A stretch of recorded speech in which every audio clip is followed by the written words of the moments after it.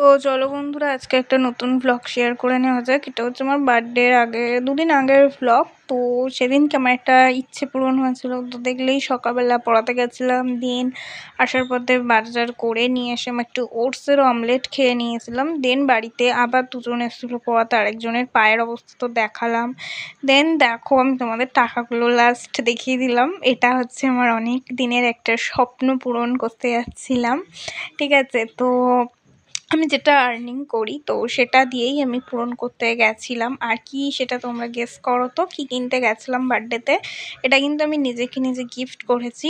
হ্যাঁ, তোমরা ঠিকই দেখতে পাচ্ছ, আমি নিজেকে একটা টিকলি গিফট করেছি। এটা আমার ছোট থেকে ইচ্ছা ছিল যে আমি একটা টিকলি বানাবো, তো সেটাই করেছি। আর সোনার পারিনি, হয়তো ভবিষ্যতে ভগবান যদি কখনো দিন দেয় অবশ্যই করব। বাট এখন আমি রূপোর করেছিলাম। আমার খুব পছন্দ হয়েছিল এই দোকানটা, নতুন রূপকথা বলে, তো আমাদের বারুইপুরেই। তো এত সুন্দর সুন্দর কালেকশান, মানে বলার মতন নয়।